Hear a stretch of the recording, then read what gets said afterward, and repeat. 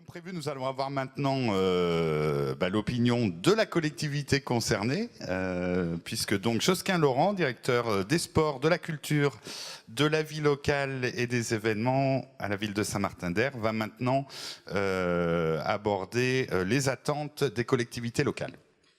Ouais, j'ai pas la prétention de porter la voix de la collectivité, puisque je ne suis qu'un technicien et en aucun cas un élu. Donc je vais essayer d'apporter une modeste contribution technique, même si il est évident que dans tout ce qui a été dit, je me retrouve face à un élu, d'une certaine manière, qui a une perception forcément politique des choses, qui est un président de club et secrétaire général de l'OMS. Pour autant, il y a quand même des éléments qui sont techniques et qui ont été évoqués. Alors, je suis un peu embêté parce que j'avais préparé une intervention et puis j'ai biffé au fur et à mesure de la journée parce qu'il y a beaucoup de choses qui ont été évoquées. Je me suis dit, bon, bah, ça c'est mort. Mais il y a des choses sur lesquelles je vais quand même revenir parce que c'est des choses relativement importantes. On se situe ici sur l'échelon de la commune, c'est-à-dire grosso modo sur la notion de collectivité territoriale, le plus petit échelon. Et il y a un échelon que Marcel Senatiempo a évoqué qui est important, qui tend à se développer. Alors, moi, je suis assez ennuyé pour en parler parce que c'est aujourd'hui des réflexions qui relèvent essentiellement du politique, qui est l'échelon intercommunal. Et à mon avis, effectivement, il y a des choses qui devront être creusées quand on parlait il y a 2 minutes de la limitation du financement de certains clubs qui montent. La logique voudrait, je crois que c'était Pierre Arnaud qui avait fait une étude à ce sujet-là il y a quelques temps, que des clubs phares ne soient plus portés spécifiquement par la collectivité commune, mais qu'au fur et à mesure de leur montée, elles rayonnent au-delà pour le département, pour l'agglo ou pour la région, et qu'elles soient portées effectivement d'une autre manière. Donc à mon avis, il y a une grosse réflexion à avoir là-dessus. Après, au niveau de l'approche territoriale, c'est une approche qui vise et qui est importante dans la discussion qu'on a sur les attentes des collectivités, les liens entre collectivités et associations. C'est une approche qui vise à rapprocher le lieu de décision, c'est-à-dire la municipalité, les élus, le maire, et l'ensemble des publics qui sont concernés, que ce soit les citoyens, les usagers, pour un certain nombre de thématiques, puisque moi je traite aussi bien de la vie associative dans ma direction en général que de la vie associative sportive spécifiquement, et notamment des clubs sportifs. Et donc la volonté, c'est quand même à un moment donné d'associer les associations, les clubs sportifs, dès le départ, dans une logique de partenariat. Alors certains parleront de démocratie participative. Le terme qui a été employé me convient bien, celui de gouvernance, sachant que la gouvernance, pour le coup, à définir sur le territoire d'une commune, avec l'ensemble des acteurs qu'il y a, et sur une intercommunalité d'autant plus, c'est quelque chose qui est pas si simple que ça. C'est-à-dire que le terme en lui-même est apparu il y a quelques années. Moi, j'ai la chance d'avoir participé il y a quelques années en tant que directeur d'une station de montagne à la première expérience de gouvernance touristique. Pour faire simple et pour schématiser, je pense que dans le champ sportif, on est un peu sur les mêmes problématiques. C'est-à-dire que je prends l'exemple d'une station de sport d'hiver. Vous avez les stations de sport d'hiver aujourd'hui, pour arriver à un produit fini qui est de satisfaire le client ou l'usager, vous avez affaire à de multiples acteurs qui souvent ne se coordonnent pas entre eux. Et quand ils ne se coordonnent pas, c'est un peu comme si vous aviez des sous-traitants pour construire une voiture Renault. Renault vous livre la voiture et les sous-traitants ne sont pas du tout concertés. C'est un puzzle. C'est-à-dire que chacun d'entre nous, on a une pièce du puzzle sportif, du schéma sportif. Les collectivités ont, pour chacune d'entre elles, une partie du puzzle. Les associations ont une partie du puzzle. Le problème, c'est de savoir à quel moment on se rencontre, comment on dialogue, et comment on met les pièces du puzzle dans le bon sens sans jouer avec un marteau pour essayer de les faire rentrer quand ça ne veut pas rentrer. Voilà. Donc tout ça forcément se met en place évidemment avec du dialogue et beaucoup de concertation. J'y viendrai dans un second temps sur ce qu'évoquait Marcel. À Saint-Martin-d'Hères, on a différents niveaux de concertation et d'engagement dits réciproques entre la ville et les associations, qu'elles soient sportives ou pas d'ailleurs. Le premier niveau, c'est la convention des engagements réciproques, j'en parlerai dans un second temps. Et le niveau sportif, c'est les contrats d'objectifs que j'évoquerai également.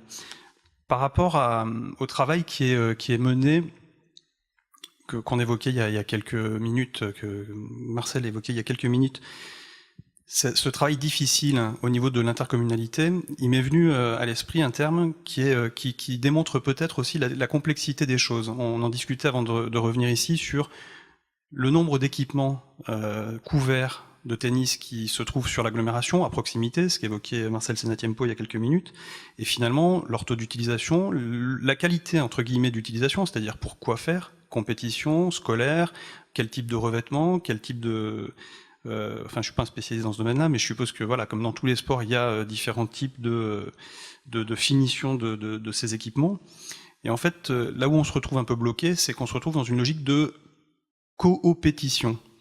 C'est à la fois les villes souhaiteraient être en coopération ensemble, toutes les villes souhaiteraient coopérer pour réduire leurs coûts, réduire ou en tout cas rationaliser une partie des coûts de fonctionnement de ces équipements, et en même temps ça fait tellement plaisir de pouvoir afficher l'image d'un club qui monte sans arrêt et qu'il faut valoriser et qui valorise l'image de la collectivité, qu'à certains moments c'est difficile de dire on va travailler main dans la main. Non, c'est notre club, on garde chez nous les équipements, et on veut surtout pas travailler avec certains collègues. Donc ça, c'est un problème qui est relativement politique, et que je laisserai donc au champ politique. Rapidement, les collectivités. Alors je vais pas revenir, parce que du coup, je vais essayer de gagner du temps sur ce qui a été dit, sur l'investissement dans les équipements, la prise en charge du fonctionnement, de l'entretien des équipements, qu'ont en charge les collectivités, le développement d'animation sportive directement par la collectivité, mais aussi en lien avec les clubs sportifs. Ce que je voudrais juste rappeler ici, et je vais reprendre mon souffle, parce que sinon je vais tomber par terre. Ce que je voudrais juste rappeler, c'est que ce qu'on voit quand on évoque en règle générale avec les clubs sportifs le fonctionnement des clubs, c'est la partie émergée de l'iceberg, c'est-à-dire grosso modo un quart du financement du sport quand on parle des subventions. Et que derrière, il y a les 3/4 des financements du sport par les collectivités, je parle des collectivités en général, qui correspond, on va dire, pour moitié à l'investissement dans les équipements sportifs, et puis pour un quart, comme ça fera un entier, pour un quart au personnel qui est dédié par l'ensemble de ces collectivités au bon fonctionnement de ces équipements. Donc c'est vrai que des fois on a une visibilité qui est un peu, c'est ce qui est intéressant aujourd'hui, de travailler sur les équipements et pas sur les relations simplement subventions, on va dire ville ou collectivité, association. On a la vision de la partie émergée de l'iceberg, et c'est pour le coup très intéressant. Je crois que ça a été rappelé tout à l'heure, les collectivités, je crois que c'est Pierre Arnaud qui l'évoquait en début de journée, les collectivités, par les choix qu'elles font, forment aussi, d'une certaine manière, les pratiquants à aller vers certaines pratiques. Et ce qui est, alors ça a été le cas sur des choix qui n'étaient pas forcément concertés il y a une trentaine d'années ou une quarantaine d'années. Et aujourd'hui, ce qui est intéressant dans la démarche de travail avec les associations, c'est d'associer, dès le départ de la création d'un équipement, les utilisateurs à la création de ces équipements pour aller vers les besoins, les attentes de ces utilisateurs. Le problème, si on peut parler d'un problème, c'est que les usagers, les utilisateurs, les associations, Marcel Senatiempo le rappelait, doivent aussi prendre en compte les contraintes des collectivités. C'est-à-dire qu'aujourd'hui, moi, la première règle, quand une collectivité commence à travailler avec une association, qu'elle soit sportive ou pas, c'est de dire attention, c'est pas parce qu'on vous associe dès le départ au projet qu'au final, on va dire oui en bas à la fin du projet. On va discuter, vous allez amener un certain nombre d'arguments pour travailler sur le projet. Nous, on va avoir un certain nombre de contraintes. Ces contraintes, elles peuvent être d'ordre, alors là, je dégage immédiatement la sphère politique, d'ordre politique. Elles peuvent être d'ordre social, économique, éducatif, environnemental. On peut en trouver encore un certain nombre. Et c'est à partir de ces contraintes que l'arbitrage va se faire entre la volonté de l'association dans le cadre de son projet associatif, de son projet sportif, et la ville, la collectivité dans le cadre de son projet sportif, de politique sportive, que l'arbitrage va se faire. Et effectivement, parfois on n'arrive pas à se retrouver sur un terrain d'entente, mais pour autant il peut y avoir quand même dialogue dans ce cadre-là. Je vais essayer, parce que j'avais prévu 2-3 choses, mais du coup c'est plus dans l'ordre. Alors, je vais accélérer. Simplement, rapidement, ce que disait Marcel Senatiempo est très vrai. C'est-à-dire que je crois qu'aujourd'hui, pour en arriver aux attentes des collectivités, les clubs sportifs doivent nécessairement se positionner en partenaire de la politique sportive. À Saint-Martin-d'Hers, je vous le disais il y a quelques minutes, le choix a été fait de développer 2 outils. Le premier, c'est les conventions d'engagement réciproque, ce que je pourrais appeler en gros le socle commun, le tronc commun à toutes les associations, qu'elles soient sportives ou non. En gros, cette convention d'engagement réciproque, qui est signée par toutes les associations de la collectivité, comme son nom l'indique, indique et précise les engagements, donc les attentes à la fois de la collectivité envers ces associations, qui sont rappelés dans ce petit document, j'en ai pas ramené malheureusement, et également les engagements de la commune, ce qui est important, c'est-à-dire qu'on a des attentes, mais dans le cadre d'un dialogue, il faut aussi qu'on affiche des engagements vis-à-vis des associations. Rapidement, dans cette convention d'engagement réciproque, comme d'ailleurs dans les contrats d'objectifs, on est sur une approche très politique des choses. Alors dans les contrats d'objectifs, forcément, on va avoir des éléments très techniques qui permettent de calculer le niveau de subventionnement de l'association sportive en fonction d'un certain nombre de critères, nombre de licenciés, nombre d'équipes ou potentiellement le nombre d'équipes sur lesquelles on est en train de travailler, mais d'autres critères. Dans la convention d'engagement réciproque, on est sur des objectifs qui sont beaucoup plus généraux, puisque ça touche l'ensemble des associations de la ville, que je peux citer rapidement, qui sont de créer les conditions favorables pour faire participer le plus grand nombre possible des adhérents à l'activité de l'association, de développer la formation des élus et des bénévoles, ce qui est le cas notamment aujourd'hui de l'OMS à Saint-Martin-d'Air, de rechercher une participation, une implication plus large, la plus large possible, et notamment des jeunes, pour essayer de renouveler aussi le terreau de bénévoles associatifs dans les associations. On sait que c'est un véritable problème. De respecter, de faire respecter les lois et les règlements, et de favoriser la collaboration, la mutualisation d'un certain nombre d'équipements, notamment, entre les associations.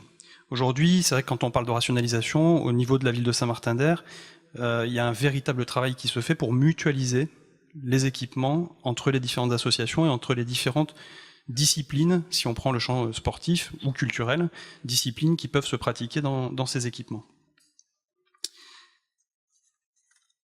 Si je prends maintenant la deuxième phase, puisque là on était sur le niveau le plus bas d'engagement de la ville, la convention d'engagement réciproque, pour certains le plus élevé, puisque c'est quand même des engagements politiques forts, il y a ensuite les contrats d'objectifs. Et les contrats d'objectifs, c'est un travail, pour le coup, quand je parle de dialogue, c'est un travail lourd, long. Le responsable du service des sports ici présent ne me contredira pas, c'est un travail de longue haleine, de dialogue avec les clubs et l'OMS, pour établir notamment la méthode de subventionnement de ces clubs, mais également pour fixer les règles de bon fonctionnement et de bonne utilisation des équipements entre les clubs et le service des sports. Alors globalement, si j'en reviens à la question principale à laquelle je ne répondrai pas, c'est quelles sont les attentes des collectivités, en tout cas de la nôtre. La nôtre, je pourrais vous répondre un petit peu, mais je ne m'engagerai pas sur les autres. Vis-à-vis des clubs ou des associations, je crois que globalement, la plupart des collectivités se retrouvent dans l'idée de permettre l'accès à la pratique de tous les publics, ou en tout cas du plus grand nombre, de favoriser l'éducation par le sport, d'encadrer les jeunes, de leur redonner ou de leur donner un certain nombre de repères, de développer la citoyenneté, de contribuer à la politique de santé par le sport, de renforcer la socialisation, de prévenir la délinquance, de privilégier la formation des sportifs pour obtenir de bons résultats. Ça, c'est en règle générale des thématiques qu'on retrouve globalement dans la plupart des attentes des collectivités. À Saint-Martin-d'Air, dans les contrats d'objectifs, on a été un peu plus précis, Marcel Sénatien-Paul l'évoquait, et on a mis un certain nombre de critères en place d'orientation politique, qui ne sont pas véritablement des critères, mais des orientations à suivre, et qui sont notamment de favoriser la mixité du genre, de favoriser, ou en tout cas comment je pourrais dire, je trouverai pas le terme, mais en tout cas de valoriser la laïcité dans toutes les pratiques, les règles de bonne conduite évidemment, de favoriser l'intégration du sport, du handisport, de favoriser également le développement du sport à destination des jeunes, d'avoir une pratique, alors là pour le coup je ne sais pas comment dire, équilibrée, mais c'est pas le bon terme, entre sport de masse et sport un peu plus haut niveau, même si le terme à Saint-Martin-d'Air n'est pas utilisé en tant que tel haut niveau. Et puis enfin le dernier point, c'est la question de tous les efforts qui doivent être faits par les clubs en termes de développement durable, et de respect de l'environnement. Donc voilà, les élus, en gros, je pense, en écrivant et en validant au conseil municipal ces deux conventions, la convention d'engagement réciproque et les contrats d'objectifs, les élus attendent des clubs véritablement qu'ils s'inscrivent dans l'intérêt général et dans cet esprit évidemment de mission de service public, puisque la ville porte elle-même un certain nombre de ses missions, notamment via le service des sports avec une équipe d'éducateurs sportifs, avec la gestion des équipements sportifs qu'elle met à disposition, soit des équipements, soit des partenaires que sont l'éducation nationale pour la pratique scolaire, soit pour les clubs sur la pratique de clubs. Et puis pour le service des sports de la ville, il s'agit évidemment de répondre de manière croissante à une demande qui est toujours plus diversifiée des pratiques sportives. Au niveau des équipements, puisqu'on était plus spécifiquement, et là dans les contrats d'objectifs on ne parle pas spécifiquement des équipements, au niveau des équipements, dans le cadre de l'investissement et du fonctionnement des équipements, la collectivité attend aussi, me semble-t-il, des clubs quelle est une approche de partenariat dès la conception. J'en parlais tout à l'heure, il s'agit de concevoir l'équipement et la fédération de tennis, pour le coup, est un très bon exemple, puisque elle démontre qu'elle peut accompagner par la structure fédérale, par des spécialistes et des experts qui sont au niveau de la fédération nommés, qu'elle peut accompagner la collectivité dans des choix, en tout cas l'orienter, pour éviter de faire un certain nombre d'erreurs. La question que Marcel Senatiempo posait tout à l'heure à M. Bonner sur si on couvre un tennis, est-ce que ça semble pertinent, un tennis qui n'est pas couvert aujourd'hui ? La réponse qui est de dire si le terrain il a 20-25 ans et qu'on le couvre aujourd'hui, il y a peut-être une erreur à un moment donné, et vous allez peut-être être obligé de tout casser 2 ans plus tard pour. Enfin bon, je l'ai compris comme ça. Mais du coup, c'est une approche d'expertise de la part de la fédération et donc qui peut venir du club, qui est intéressante pour une collectivité pour éviter de faire des erreurs dans la conception de ces équipements. Et donc d'accompagner la collectivité dans cette conception. Après, la deuxième chose, mais là c'est un point de vue très personnel, je pense qu'il est partagé par les élus, c'est qu'on attend également des clubs d'avoir une approche réaliste et, entre guillemets, le terme est un petit peu fort, mais loyale. C'est-à-dire de ne pas réfléchir dans une logique de surdimensionnement d'un équipement, de venir avec, en gros, je veux faire un club de voile, je vous propose d'acheter Orange 2, le bateau qui a fait le tour du monde, et voilà. Et on n'est pas du tout là-dedans. Il faut s'inscrire dans une politique, dans les orientations politiques de la collectivité. Si la collectivité a des orientations politiques, éducatives, sociales, évidemment qu'un club qui va arriver avec des orientations qui vont être des orientations élitistes ou voilà, ça risque de pas forcément bien passer. En revanche, je rejoins Marcel Senatiempo sur le fait que, quelle que soit la pratique sportive, certains sports bénéficient, entre guillemets, d'une image qui n'est pas forcément très favorable dès le départ, et que ça, c'est un travail qui est à mener conjointement avec les services, très clairement, puisque on le sait, sur la ville de Saint-Martin-d'Air et sur le bassin grenoblois, les villes ont fait le choix de développer par exemple l'activité ski scolaire. Pour autant, on sait pertinemment que le ski a, en tout cas dans une partie de la population française, pas forcément une image de sport très démocratisé. Sur le bassin grenoblois, c'est une volonté, en tout cas à Saint-Martin-d'Air, de permettre à l'ensemble des enfants, et depuis cette année à Saint-Martin-d'Air, de pratiquer le ski scolaire dans le cadre scolaire, et donc de manière gratuite. C'est quand même, pour le coup, quelque chose d'assez fort. Alors c'est vrai que le tennis fait partie de ces pratiques qui ont encore une image à travailler, à modifier. Il y en a d'autres, c'est un peu spécifique. Il y a d'autres pratiques, moi, auxquelles je pense, qui sont très différentes, qui sont les pratiques libres. Le skateboard, par exemple, le roller, sont des pratiques pour lesquelles on reçoit des fois des demandes, et puis on se dit, bon, oui, mais c'est des pratiques un peu sauvages. Finalement, est-ce qu'on accompagne ce type de pratiques ? On sait qu'il y a des pratiques, ça a été évoqué en début d'après-midi, qui sont de plus en plus autonomes. Et pour autant, est-ce qu'on doit y répondre ? Comment on doit y répondre ? C'est une vraie interrogation, puisque c'est des choses qui sont très peu encadrées.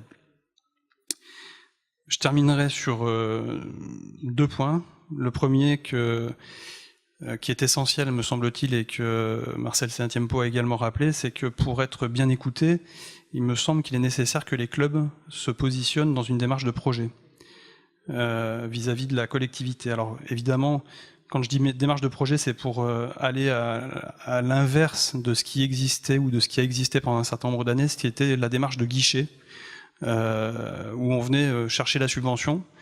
Aujourd'hui, je crois que ça fonctionne plus, enfin ça ne fonctionnera plus et ça fonctionnera de moins en moins comme ça. C'est aussi pour ça que les collectivités comme Saint-Martin-d'Hères ont mis en place les contrats d'objectifs. C'est aussi pour ça que les schémas de cohérence se mettent en place au niveau d'un certain nombre de collectivités autres que la commune. C'est pour avoir une visibilité sur plusieurs années et monter des projets sur plusieurs années que ces choses se mettent en place. Il faut évidemment que les élus puissent être dans une relation de confiance, dans une relation de travail, de partenariat avec les associations. Et puis, ce que je disais au tout début, il faut être dans une position, dans une posture de tolérance. Je ne sais pas si c'est le bon terme, mais en tout cas de compréhension, c'est-à-dire que les collectivités ont leurs contraintes. Elles font la démarche aujourd'hui d'associer le monde associatif dans un certain nombre de réflexions, ce qui ne veut pas dire qu'elles vont répondre favorablement au bout du compte, mais elles font cette démarche d'associer pour se donner le plus de possibilités, le plus de possibilités de répondre le mieux possible aux attentes des différents usagers. Et donc, c'est, je crois, important, quand on est associé à la réflexion, de respecter au final la décision qui sera prise, même si elle n'est pas totalement favorable au choix du club ou des clubs qui peuvent être concernés. Voilà. Pour ce qui est du reste, dans le cadre d'un contexte économique plutôt incertain aujourd'hui, je crois que pour l'avenir, les collectivités et les clubs auront tout intérêt à travailler main dans la main et à bien dialoguer, puisqu'aujourd'hui, les collectivités vont avoir à faire face, Pierre Arnaud le rappelait, à des équipements de plus en plus vieillissants, donc à la réhabilitation d'un certain nombre d'équipements. Et effectivement, les clubs auront tout leur rôle à jouer, notamment dans le cadre de l'expertise de réhabilitation via les fédérations et les services villes, que ce soit les services des sports ou les services techniques, qui jouent également un rôle d'expertise important, ou les autres collectivités qui peuvent jouer un rôle très important dans cette expertise. Il y a un dernier point qui est important dans la démarche projet également que nous menons avec les associations, c'est qu'il est très important de ne pas monter des projets sans les évaluer à un moment donné. Et aujourd'hui, il est important, on le fait régulièrement avec l'OMS et les clubs sportifs à Saint-Martin-d'Hères. Les conventions ou les contrats d'objectifs qui sont mis en place font l'objet d'un dialogue permanent, c'est-à-dire qu'on ne fait pas un dialogue pour mettre en place le contrat d'objectifs. Aujourd'hui, le dialogue continue et les contrats d'objectifs ou les conventions d'engagement réciproque sont amenés régulièrement, peut-être tous les 2 ans ou tous les 3 ans, à pouvoir, c'est pas à devoir, mais à pouvoir évoluer pour trouver à nouveau des terrains de performance plus intéressants, à la fois pour la ville et pour les clubs. J'ai pas répondu à toutes les questions, peut-être pas la principale qui est ceux qui attendent les collectivités des clubs, mais j'ai essayé de faire de mon mieux.